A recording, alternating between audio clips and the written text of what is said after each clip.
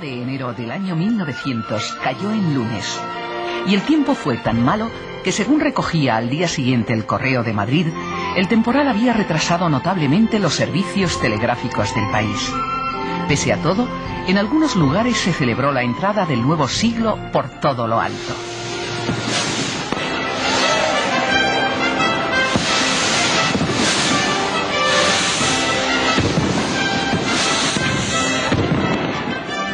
Una semana antes, la Lotería de Navidad había repartido 4 grandes premios de 80.000 pesetas. Una cantidad considerable si tenemos en cuenta que la renta media anual por habitante apenas superaba las 3.000 pesetas. En España vivían entonces casi 19 millones de personas, y la población crecía a un ritmo lento debido a una tasa de mortalidad que era la más alta de Europa Occidental. La esperanza media de vida era de 35 años y casi 5 de cada 10 españoles no sabían leer ni escribir. En lo político, España era una democracia parlamentaria, pero la alternancia programada de gobiernos y el caciquismo convertían la participación en algo más aparente que real. Desde el siglo XIX, la industrialización había prendido con fuerza en Cataluña y el País Vasco. Sin embargo, el conjunto de la economía seguía siendo eminentemente rural. Más del 70% de la población se ocupaba en el sector agrario, y buena parte de los campesinos vivían al borde mismo de la subsistencia. Algunas variables económicas comenzaban a mostrar signos positivos, pero en comparación con los países más desarrollados, el crecimiento español era lento e irregular. Los contrastes entre una sociedad tradicional y una sociedad dinámica que comenzaba a transformarse eran la nota predominante. 100 años después, las cosas han cambiado mucho. La población se ha multiplicado por 2 y se acerca a los 40 millones de personas. La renta nacional se ha multiplicado por más de 10. La esperanza media de vida, con más de 70 años, es una de las más altas del mundo. La educación primaria y secundaria se han generalizado. En los últimos 25 años, la consolidación de la democracia, la descentralización política del Estado de las autonomías y la integración en la Europa comunitaria han ido acompañadas de una mejora sin precedentes, y los niveles de bienestar se sitúan entre los más altos del mundo. Si hubiera que resumir en una frase, lo que siempre es muy difícil, cuál ha sido el comportamiento de España durante el siglo XX, me atrevería a resumirlo en la expresión de que ha sido el siglo de la economía. Ha sido el siglo en el que España se ha desarrollado económicamente, y ha sido también el siglo en el que los ciudadanos, en el que los españoles hemos tomado un interés decisivo por los temas económicos. Sin embargo, la modernización económica a lo largo del siglo XX no fue, ni mucho menos, un proceso lineal y constante. Yo utilizaría la expresión para definir a la economía española del XX como de convergencia incompleta. Con esto quiero decir que ha habido periodos en los cuales la economía de nuestro país se ha acercado a la media europea, seguido de etapas en las cuales nos hemos alejado. A lo largo de estos 100 años han predominado las etapas de convergencia y, por lo tanto, de acercamiento, pero todavía cuando llegamos al final del siglo, el ciclo no se había completado. Estamos más cerca, hemos convergido, pero todavía queda un trecho para alcanzar a la media europea. Las causas de esa trayectoria irregular son variadas. Los sistemas políticos, por ejemplo, influyen notablemente en las posibilidades de progreso económico y social. Y la historia reciente de España no sale muy bien parada al respecto. Si sumamos la dictadura de Primo de Rivera y el franquismo, casi la mitad del siglo XX estuvo dominado por unos regímenes dictatoriales que dificultaron las posibilidades de desarrollo. Otro factor importante es la relación de una economía con su contexto internacional. Y tampoco en ese aspecto la trayectoria ha sido ejemplar. Durante buena parte del siglo XX, España fue a contracorriente de los principales países europeos y en algunos periodos la economía del país se cerró sobre sí misma, desaprovechando las oportunidades de unas relaciones más fluidas con el exterior. También la educación, que en términos económicos se traduce en formación de capital humano, presentó en España diferencias fundamentales con los países más desarrollados. Yo creo que es claro que la educación en el siglo XX ha sido un factor de atraso. Y ha sido un factor de atraso porque a todo lo largo de este siglo arrastramos un déficit educativo, si bien este ha cambiado de signo. A principios de siglo el déficit se centraba en la escolarización primaria, en las tasas de alfabetización muy inferiores a las de nuestros países de nuestro entorno. A finales de siglo ese déficit se ha trasladado a la enseñanza secundaria. Curiosamente, no hay un déficit comparable a nivel de educación superior, universitaria, al menos en términos cuantitativos, si bien puede haberlos en términos cualitativos, que es mucho más difícil de estimar. ¿En qué medida ese déficit puede haber obstaculizado el desarrollo económico del país en el siglo XX? Básicamente, yo creo que ha limitado la movilidad de la población, tanto geográfica como estructural, cambiando de un tipo de empleo a otro, y ha limitado seriamente la capacidad de innovar, de adaptar todos los cambios técnicos que se han producido a lo largo de este siglo fuera, así como de desarrollar nuevas innovaciones que se adaptaran a la realidad socioeconómica del país. En conjunto, estos y otros factores fueron trazando un modelo de desarrollo que, si bien ha tenido logros evidentes, ha estado plagado de problemas que, en algunos casos, están aún por resolver. Los claroscuros vuelven a dominar el panorama y el balance económico del siglo puede ser, por tanto, plural. Si hay que resumir en una sola frase la economía española del siglo XX, yo diría que es un periodo de crecimiento espectacular absoluto y de recuperación relativa. Explico. La economía española en el siglo XX crece muy notablemente, pero con respecto a sus vecinos europeos, pues España simplemente recupera parte de su atraso. Creo que fue don Ramón Carande quien definió el desarrollo económico español del siglo XX con una expresión que sigue pareciéndome muy acertada: demasiados retrocesos. Crecimiento económico y cambio estructural dominados por una tensión permanente entre las tendencias autarquistas e intervencionistas y las tendencias aperturistas y liberalizadoras. En España, como en otros muchos países, el crecimiento del siglo XX cambió la estructura económica, modificando la importancia de los diferentes sectores. Mientras el peso relativo de la agricultura ha descendido, la industria y sobre todo los servicios han ganado importancia. A la altura de 1900, España era un país principalmente agrario.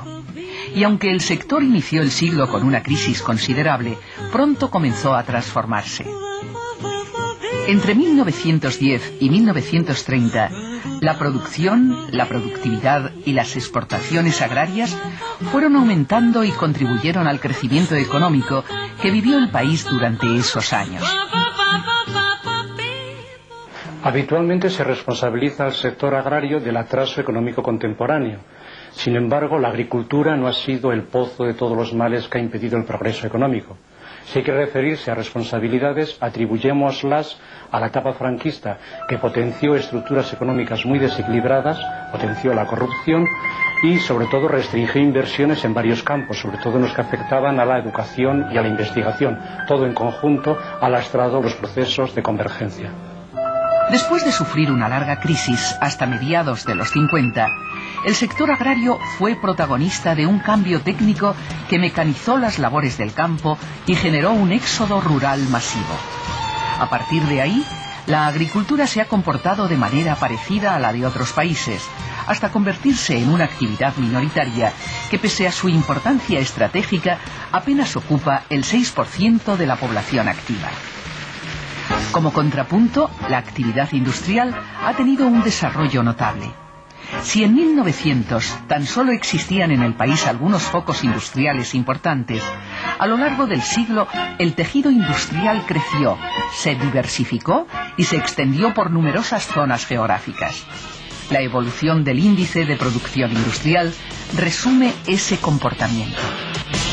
Un índice de la producción industrial es un indicador sintético de la actividad de las industrias, tanto la minería como las distintas industrias manufactureras, que es un conjunto muy variado de actividades, hasta la producción y distribución de agua, gas y electricidad. Es muy útil porque en una sola cifra recoge un conjunto muy variado y lo agrega en un material utilizable.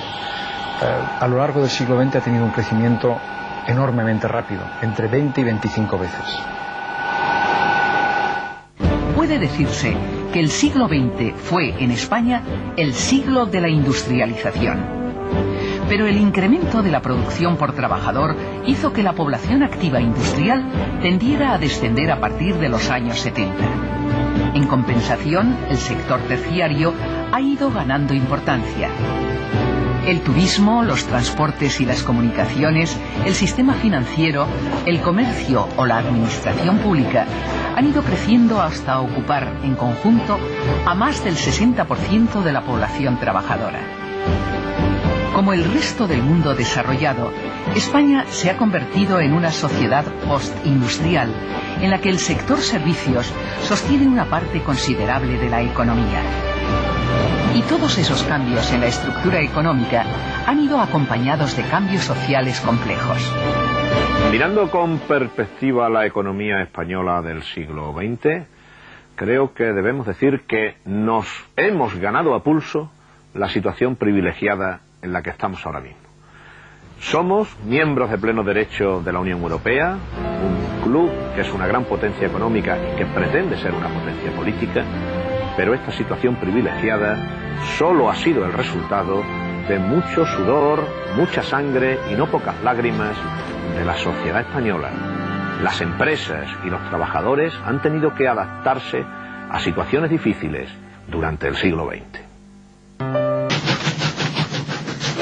De hecho, la evolución de la economía ha ido acompañada de procesos de ajuste social que en ocasiones han podido resultar muy dolorosos para sus protagonistas.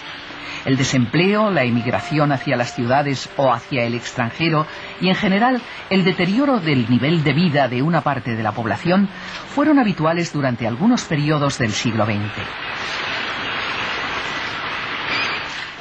Si bien el crecimiento económico ha acabado beneficiando a la inmensa mayoría de los ciudadanos, el coste soportado por los diferentes grupos sociales ha sido muy distinto. El cambio económico ha ido acompañado también de una alteración importante en las relaciones con el medio ambiente. El uso masivo de energía fósil y por tanto no renovable, unido al desarrollo de muchas actividades agresivas con los ecosistemas, han hecho que en España, como en la mayor parte del mundo, se haya impuesto un modelo de crecimiento que atenta constantemente contra el medio natural y que plantea serias dudas sobre su capacidad para sostenerse en el largo plazo. El crecimiento de la economía española a lo largo del siglo XX ha ido acompañado de un deterioro ambiental importante. Esto ha sido habitual en países desarrollados y en países en vías de desarrollo, y en el caso español adquiere algunos rasgos que yo creo que son relevantes. Está, por ejemplo, la grave desestructuración del territorio, con zonas de costa y zonas urbanas superpobladas frente a zonas de interior que se están convirtiendo en auténticos desiertos económicos y humanos. Están los problemas de deforestación, de erosión del suelo, de desertificación de algunas zonas, y está, por supuesto, los problemas de contaminación de muy diversa índole. Todo esto es consecuencia en gran medida de opciones económicas que se han tomado a lo largo del tiempo y que no han tomado en consideración los efectos ecológicos del crecimiento. Solamente en los últimos años se han intentado corregir algunos de estos efectos, pero en España todavía la economía más ortodoxa, la economía estándar, es bastante reacia a incorporar el medio ambiente en su razonamiento. Yo creo que esto debería cambiar, porque si no corremos el riesgo de poner en peligro el bienestar de las generaciones futuras.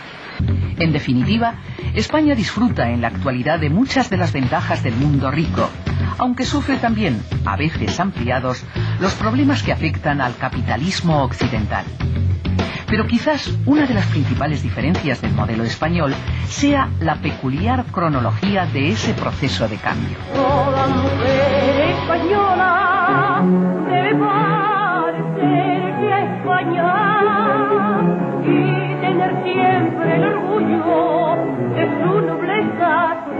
La economía española en el siglo XX creció en tres etapas muy claramente diferenciadas. La primera sería hasta la Guerra Civil aproximadamente, hasta los años 30, y es un periodo de crecimiento considerable. Desde la Guerra Civil hasta mediados de los años 50 hay un parón de la economía realmente espectacular y con pocos paralelos en el resto de Europa. A partir de mediados de los años 50 el crecimiento ya es muy apreciable y podríamos decir que con algunos altibajos, porque también hay un parón en los años 70, pero la segunda mitad del siglo XX es el periodo de mayor crecimiento que ha disfrutado nunca la economía española.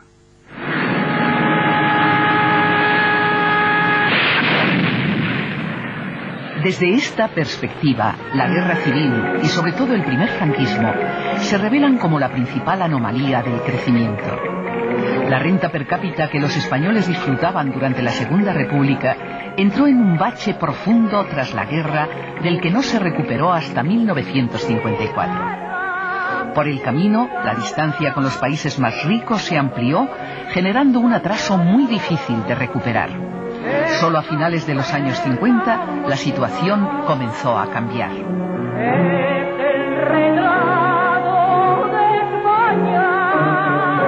Yo diría que nos salvaron el Sol, el 600 y Joan Cerdà.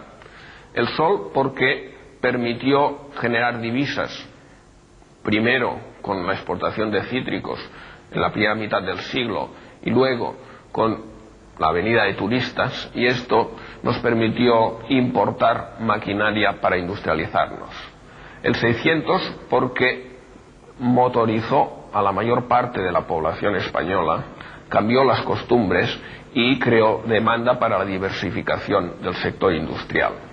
Y Joan Cerdà porque no solo de hechos materiales se compone la historia, sino también de personas, y como economista fue el que diseñó la pieza maestra de política económica del siglo XX, que fue el plan de estabilización que permitió que España se reintegrase en la economía internacional.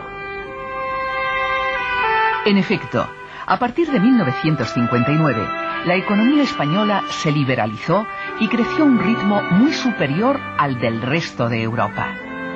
Pero el marco político autoritario que se mantuvo hasta la muerte de Franco generó disfunciones difíciles de superar. Los favoritismos económicos y la corrupción, la falta de un sistema fiscal que redistribuyera la renta, el mantenimiento de un mercado de trabajo anquilosado, la insuficiencia de los principales servicios públicos y sobre todo la ausencia absoluta de una cultura de debate social en torno a lo económico formaron parte de la herencia que el franquismo dejó tras su desaparición. La tarea económica que hubo que acometer con la transición hacia la democracia fue, por tanto, doble.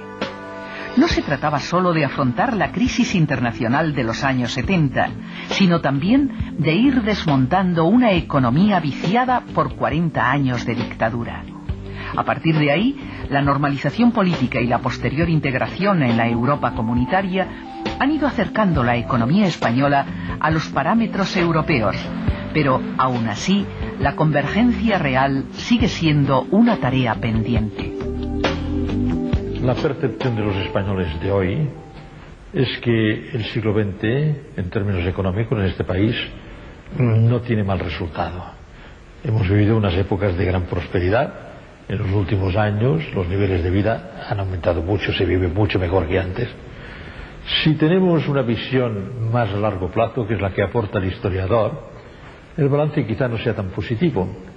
Es decir, hoy los expertos nos dicen que el PIB, el Producto Interior Bruto por habitante en España, alcanza más o menos el 80% del PIB, de la media del PIB de 4 países que son un poco los motores de Europa: Francia, Gran Bretaña, Alemania e Italia. La divergencia es del 20%. Nos falta. Lo más curioso, o más interesante, es que esa misma diferencia se daba 120 años antes. Y si consideramos esto, que estamos igual, en términos relativos, comparativos con Europa, que hace 120 años, pues hay ocasión para el pesimismo. Yo no quiero terminar con una visión pesimista de la evolución del siglo XX español, porque hay que considerar que nos comparamos, a través de estas cifras del PIB, con 4 países que han dado un salto fantástico, que son países que están en la delantera del mundo. De modo que si al cabo de 120 años mantenemos la distancia con esos países, no la hemos aumentado, significa que hemos progresado al mismo ritmo que ellos, a un nivel más bajo, pero sin agrandar la diferencia. En la actualidad, la economía española está influenciada tanto por las medidas que se toman en el ámbito de la Unión Europea como por las políticas aplicadas dentro del país en aspectos tan diversos como la educación, la investigación, las infraestructuras, la emigración, el mercado de trabajo o la regulación de la competencia. De unas y otras depende, en gran medida, la equiparación real con Europa. Y de todas ellas depende también que la economía avance hacia un desarrollo más equilibrado socialmente, más solidario con el resto del mundo y más respetuoso con la naturaleza, o que vaya en otras direcciones menos justas que tarde o temprano acabarán pasando factura. Mirar hacia atrás y observar el siglo XX no despeja las dudas sobre el futuro, pero debería ayudar a no repetir los errores del pasado.